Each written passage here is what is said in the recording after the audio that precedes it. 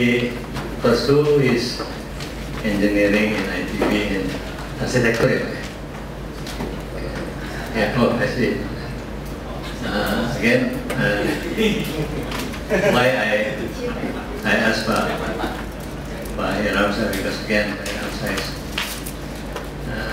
one of member of Bakti group who are able to develop the companies now come over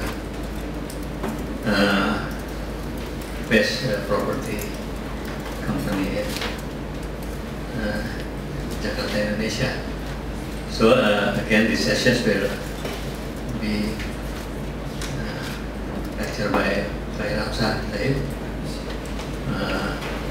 Hopefully you can also get experience. But we just discussed about team.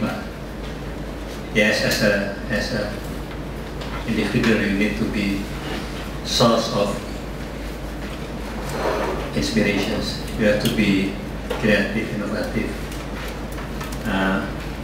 For me, intellectual or clever is important, but smart in positive sense is more important. Smart is cerdas in bahasa Indonesia. And then second, also always underline friend. So again, I can survive maybe after almost 70 years old right now because of friend. Friend is excellent. That's why even with your group, 33 students, you can maintain.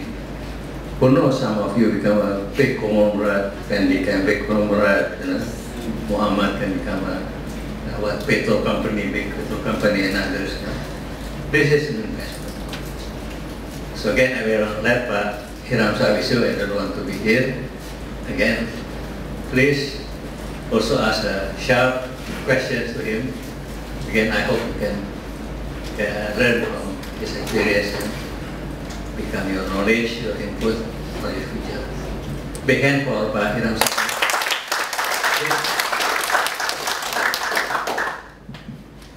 Thank you, Pak Naya.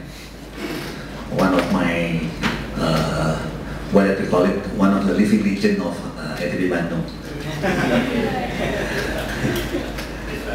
Thank you, Pak Naya. Yeah, first of all, I want to say it's very honor for me to always standing here because of one of my dream, Pak Naya. Someday I can get the professor titles, but I don't know I can get it or not. Let's see. I still have how long, Pak? 10 years, 20 years, 30 years to make it come true. Okay, I think that Pak Ananaya already mentioned that we want to discuss about business leaderships. Maybe from my point of view, of course, that what I want to do just sharing my experience in the last maybe 25 years about business leaderships, especially from the what we call it excellence executions. Because if we talk about leaderships today, it's not only we talk about basic theory or everything, so many basic theory from locals, even from overseas, but I think we talk about excellence executions. And I think I want to talk more details about the Blue Ocean strategy and what we call it, the creative thinking process. I agree with you, Pak, that now if we talk about the creative thinking process, it is very important because of now the competition is already very tough. So why that Blue Ocean strategy make a very valid point when the book released in 2005, because of the competition is already very tough. How that we can survive from the business competition, I think to make the differentiations in the different terms that we are totally different compared to the others. I think this is that the others living legend is Steve Jobs, but not only you. What that I really want to learn from almarhum Steve Jobs is how that Apple can make a differentiation so everybody can say that there is no apple to apple if we talk about the apple itself, because of just only one apple kita nggak bisa bandingin sama toko sebelah, karena that's the best business model that can make Apple is totally different compared to the others. So there is no apple to apple because of just only one Apple. Jadi nggak bisa cek sama toko sebelah. That's the real blue ocean strategy. Yang berbeda dengan sorry sometimes talking bahasa ya. Sini ada yang expert nggak? Ini nggak ada ya. Eric Pak nggak saya harusnya expert. Oke.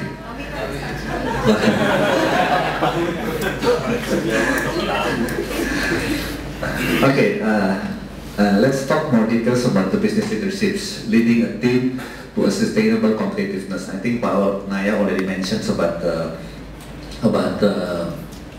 team. What did title? Managing teams, forming a team that makes the difference. This is that I want to talk more details. We have 1 hour and 50 minutes, Pak. I try to make it spend more time in question and answers. Maybe try to make it the presentation shortly, hopefully within 20 or 25 minutes, and then we can make sharing our experience. Okay, today agenda. I want to talk about the definition of leadership. I think that this is Pak Naya already make the presentation or a discussion before, theories on leadership and how to be a great leader. How do you define leaderships? This is that I try to quote from Steve Jobs. When a good idea comes, you know, part of my job is to move it around. Just see what different people think, get people talking about it, argue with people about it, just to make a test that this is real good, get ideas moving among that group of 100 people, get different people together to explore different aspects of it quietly, because we have to manage the process smoothly, not to create too many rock the boat, and just explore things. So basically, there is a never-ending process. Always explore things, then we always moving from one success to another success. This is the quote from Steve Jobs. This is the leadership approach that I took from this book. This is a very interesting book because of before, if everybody talk about leaderships, there is not many reference about business leaderships. The most important thing that if we talk about the business leadership today, and let's say 10 or 20 years from now, what kind of business leadership is good for us to make us better than others, to make us is more competitive than others, lead like an entrepreneur. Because of, I think, Steve Jobs, and then the Blue Ocean Strategy in 2005 already mentions that how to create ciptakan peluang pasar tanpa pesaing and make the competition is not relevant anymore. So why that? So this is what Steve Jobs did. Yeah, create an Apple, a business model of Apple, and how to do the excellent execution to totally positioning Apple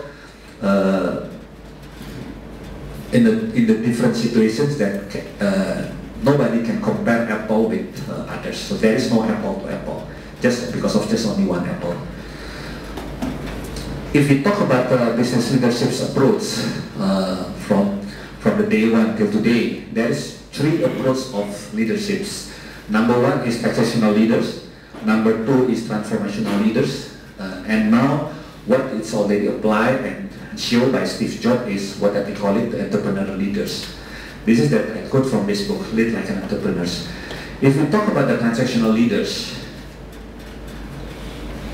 approach followers with an eye to exchanging one thing for another. Because of this is, I think, 200 years ago. What's the leaders? Just only to do some transactional things. How to do some barters or exchange one things to another things. At the times, the business situation is not as complicated compared to today's business situation. Pursue a cost-benefit economic exchange to meet the subordinates' current material and physical needs in return for contracted services rendered by the subordinate. it's okay sometimes talk bahasa Pak ya. Jadi gampangnya sebenarnya kan how to do a business at that time, cuman barter aja, oke. Yang paling sederhana itu adalah misalnya sebagai suppliers, ya. Value added-nya kecil sekali. Either kita mau supply raw materials, yang paling ekstrim misalnya adalah natural resources, ya. Mau itu coals, mau itu coal mungkin yang dianggap paling traditional and basic process. There is not many value added process to explore and do all the opportunity. Yeah. Inilah yang disebut sebagai transactional leaders. Value added-nya kecil sekali.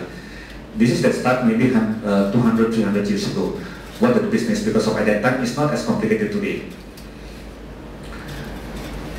Kemudian dalam perjalanan waktu, because of the competition will be more challenging. Everybody talk about vision. What are the leaders always expectation from a business leaders have a vision mission at that time. Start from 100 years ago maybe. Everybody talk about the transformational leaders. It's already a very strong directions because we want to be different compared to the others company. We want to be 1-2 step ahead compared to the others company. So the definition of transformational leaders is recognize and exploit an existing needs or demand of a potential followers and look for potential motive in followers, seeks to satisfy higher needs and engage the full persons of the follower. It's already what that we call it direction here. It's already what that we call it the transactors first or the followers. If you talk about some corporation or company, if we talk about the transactional leaders, there is no directions at all at that time. Nobody thinks about what that they want to do in the next 50 years, what that they want to do in the next 100 years. Even that at that time, everybody think very simple that what they want to do today or tomorrow. But if you talk about the transformational leaders, everybody want to do is what that they want to do in the next 5 years, what they do in the next 10 years. So the strategic plan is already there. It's very important to make the strategic plans, vision, mission of the company.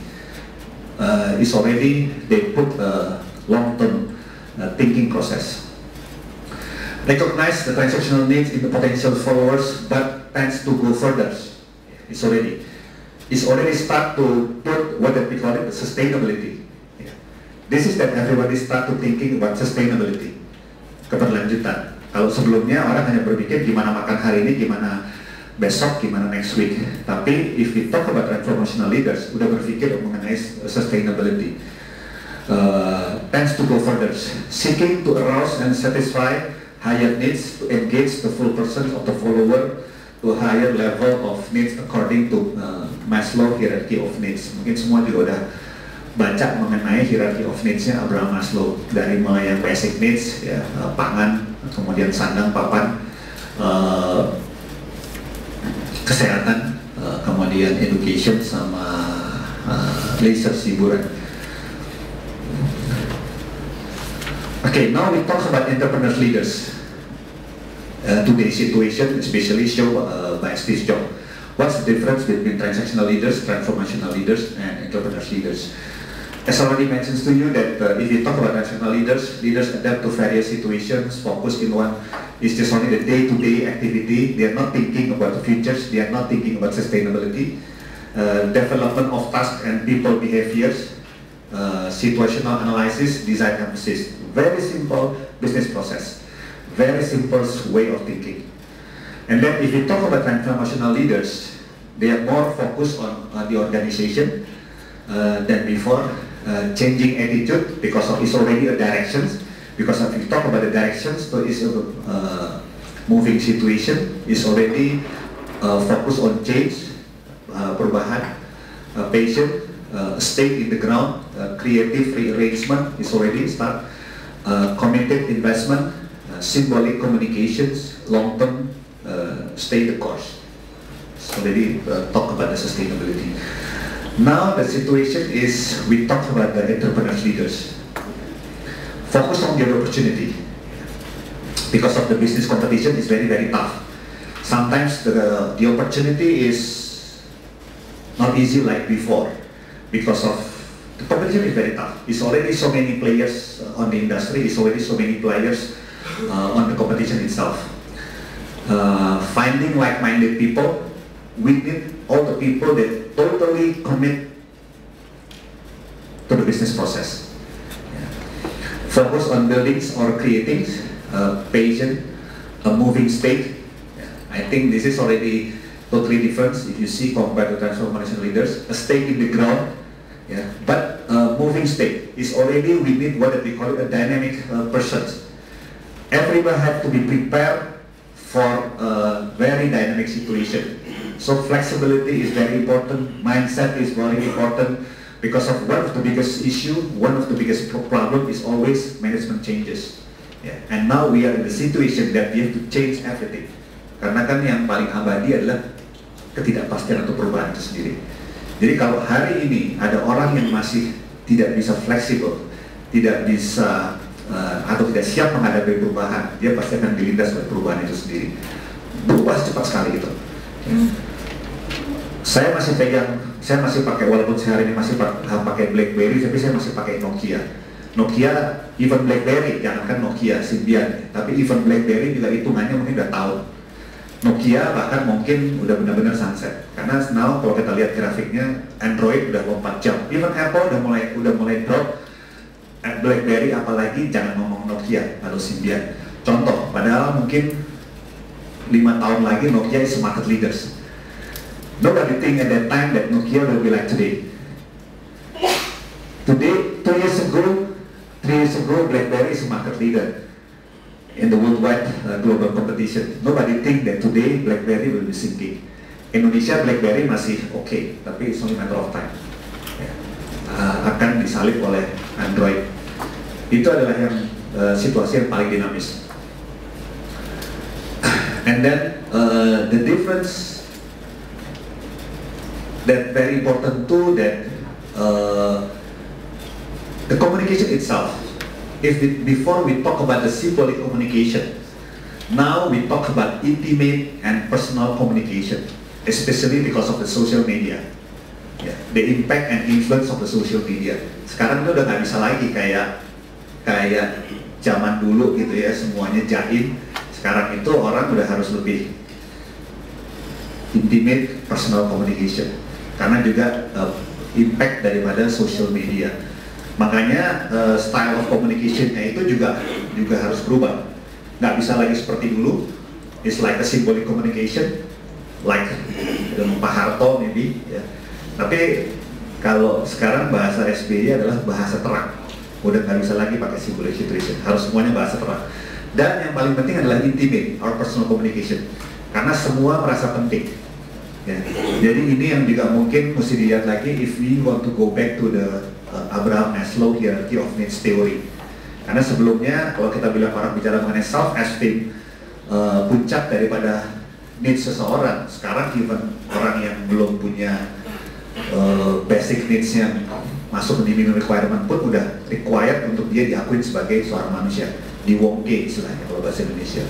Inilah yang akan sangat membedakan kalau kita bicara masalah communication antara transactional, transformational, dan entrepreneurs, business leaders. Dan yang berikutnya juga is very important, karena if we talk about business, everybody talk about exit strategy. Everybody talk about exit strategy. It have to be very clear. Kalau walaupun memang we can put a flexibility, how long that we want to be in this business? 1 year, 2 years, 5 years, 10 years, 20 years, 50 years. Karena if we talk about the business cycles, about the industry cycles, is of course there is some business cycles. Ada yang baby, infant, kemudian start, emerging, kemudian ada yang mature, aging, atau kemudian adalah yang disebut sebagai sunset industry. We have to be thinking very carefully about this industry. Kalau mau beli handphone pun juga hari ini mungkin orang kalau beli Nokia, dia have to be thinking very carefully. Karena Symbian udah mulai sinking. Now everybody talk about Android. Sama, if you want to do business, we have to be think carefully about the cycle of the business. And of course, we have to bear in mind about our exit strategy. Because of the situation is like this, so now we talk about the medium-term exit strategy, not like before. Ya. Sekarang itu kalau orang nggak akan mau lagi kalau let's say put their investment with the break-even point, or they can exit from the business like 20 years or 30 years. No. Forget it. Saya tahu, silakan. About the exit strategy, it's interesting because somehow the business itself should be exit strategy, but in the top, the bottom of the organization, they think about the exit strategy as well. The problem is how to synchronize our business strategy in line with this team exit strategy. So sometimes it's different when we talk about, let's say, 5 years, but everybody in the organization think only 3 years. Yeah. Not in line. How? Very good question, ya. How did I call you, Pak Labib? Ya? Okay. Very good question, Pak. It's a very good question. It's a very good question. Karena itu adalah pertanyaan yang paling basic dan itu yang saya harapkan juga dalam ini. Contohnya paling simpel adalah kita bicara toll roads atau mungkin di sini power plant lah contohnya, karena saya lihat juga banyak orang dari oil and gas gitu ya, atau misalnya oil and gas exploration gitu loh. Semua kan bilang how come sebagai oil and gas exploration kita bisa bicara medium term exit strategy. Itu yang paling penting. Bisa sebenarnya. Karena sekarang so many mechanism, so many tools that we can exit earlier than before. Jadi kayak contohnya toll road. Kebetulan di Backreland saya bukan hanya properti tapi juga ada yang namanya integrated property player, di mana di dalamnya ada property related infrastructure seperti toll road and integrated water. When we start the toll road business, the FS, and then we start to build the toll roads, it's already, I think, and it's a common practice that the payback may be 20 years because of the concessions period is 30 to 45 years. So the payback will be say 20 years. So how come that we implement the medium-term exit, for example, on the toll road business? Kan, Pak? Karena kalau kita udah bangun, kita udah jadi, habis itu kita bisa exit dengan kita issue bond atau kita IPO, or bisa lihat. Jadi itu yang berbeda. Jadi jangan lagi berpikir bahwa akan selalu dari end to end, dari sampai lahir sampai mati, enggak. Itu yang berbeda. Makanya sekarang selalu harus ada satu link yang kuat antara fundamental business dengan so many resources like capital markets, financial institution, Pak. Jadi sekarang tuh udah built in. Nggak bisa lagi kita, gue kalau mau berbisnis, ya gue berbisnis secara tradisional, yes. But if we talk about size, kalau kita udah masuk di size tertentu, nggak bisa dihindarin kita mulai masuk ke instrumen-instrumen yang lebih sophisticated. Kalau di Amerika bahkan lebih clear lagi roadmap-nya. How that, let's say, if we talk about Bill Gates and let's say Facebook from the day one dari cuma kamar atau garasi sampai dengan market cap $5 billion US. The roadmap is very clear. Dari mulai ada yang namanya angel investors, ada yang mulai namanya private equity masuk, ada lagi yang mulai kapan ada yang namanya bank financing, kemudian kapan dia IPO di secondary market, kapan dia IPO di first market, kapan kemudian semua instrumen capital market masuk gitu. Jadi selalu mindsetnya kayak gitu. Jangan lagi berpikir bahwa ini 30 tahun berarti gua akan eksis 30 tahun. Orang nggak sabar. Orang sekarang maunya cepet. 3 years, 5 years, I want my money back. Even 1 year, I want my money back. I want the return. Yang kedua, kalau kita bicara alignment, sebenarnya, tapi oke, saya jam aja nggak apa-apa ya.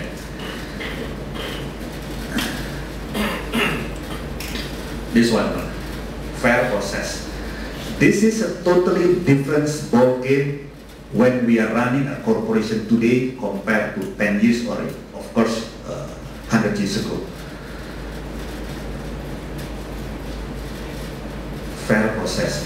Kalau sebelumnya, sometimes orang-orang yang di lower level nggak pernah terlalu dilibatin dalam menyusun strategic plan, visi misi segala macam. Tapi sekarang udah nggak bisa. Kenapa? Karena if we talk about fair process, we talk about three things: engagement, keterlibatan moral, itu bagian dari komitmen segala macam. Yang kedua, kita bicara mengenai explanation, semua level harus very clear about the company directions, what the company wants to do. Yang terakhir adalah yang namanya expectation clarity. Ada 3 hal. Kalau kita bicara Blue Ocean Strategy, pada dasarnya value-nya adalah 3 itu. Value innovation, value creation process. Ya, nanti mungkin bisa dibaca detail sendiri di bukunya atau lihat di website-nya. Ada website-nya juga yang bahasa Indonesia, Blue Ocean Strategy. Kemudian kita bicara tipping point leadership, ini juga very important karena nggak bisa lagi seperti zaman dulu. Tipping point leadership itu sebenarnya kita lakukan sesuatu yang sifatnya low cost tapi high impact. Ya, itu adalah ya saya lihat juga banyak background-nya engineering. Kalau kita bicara engineering, kita bicara teknologi, sesuatu yang membedakan kita dengan masa lalu adalah yang namanya push button proses. Effortnya is mungkin nggak tahu saya berapa kilokalori, mungkin hanya 2 kalori kan push button, tapi satu kota di Amerika hilang karena nuklir. That's push button proses. Beda sama yang mohon maaf, bukannya menghina, tapi kalau misalnya kita mengayuh becak, effortnya begitu luar biasa, berapa saya nggak tahu berapa kilokalori yang kita harus keluarkan, tapi impactnya mungkin maksimum 4 orang yang merasakan. Itu yang hari ini sangat berbeda, yang disebut sebagai push button proses. Ya, itu yang disebut dengan ya. Misalnya kalau bertiga saya kerja, saya tahu yang kerja, dan di bawahnya timnya. If you are alone, you can think that you are a leader, you have vision, blah blah blah. But actually you are a leader as a team. And you want to be entrepreneurs at the same time. How to mix that. Pertanyaannya Pak Aceng ya? Okay. It's a very good question, Aceng. That's the beauty of life. That's the beauty of life. Selalu kalau kita lakukan apapun, selalu akan ada kondisi pro and cons. Jadi that's the life. Kondisi pro and cons. Tadi saya lihat di sini ada yang accounting. Ada yang accounting. Teman yang accounting siapa? Dengan siapa tadi? Kemal. Kalau salah satu prinsip, saya nggak tahu zaman sekarang ya, tapi dulu kan ada yang namanya 9 prinsip ya akuntansi ya. Ada salah satunya adalah yang namanya akuntansi. Kalau kita bicara akuntansi kan, kalau kita bicara laporan keuangan, ada yang namanya balance sheet neraca, ada yang namanya P&L, profit and loss, ada yang namanya cash flow statement. Dalam prinsip akuntansi selalu ada yang namanya balance sheet, balance, aset, liabilities, aktiva, pasiva. Yang namanya satu transaksi selalu harus dual entry ya Kemal ya, nggak pernah bisa single entry. Kalau dual entry, kalau single entry itu namanya off balance sheet. Sama, that's right. Jadi definisikan secara mudah.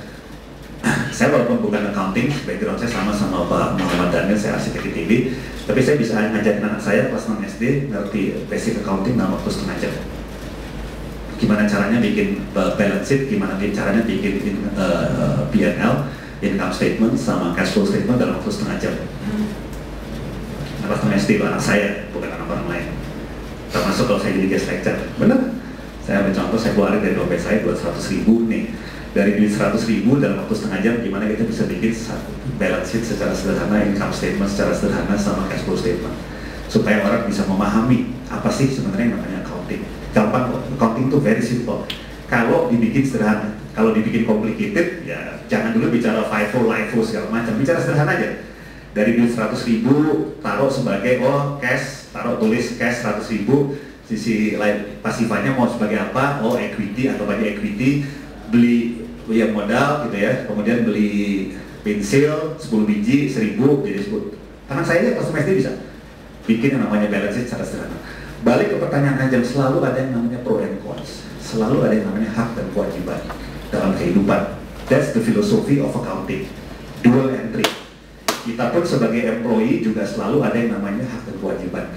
Kalau saya sebagai CEO, of course my right is a CEO, ya dengan semua remuneration package-nya, tapi of course my responsibility as a CEO itu, saya juga mau kalau sekiranya saya digaji sebagai CEO tapi responsibility-nya kayak messenger.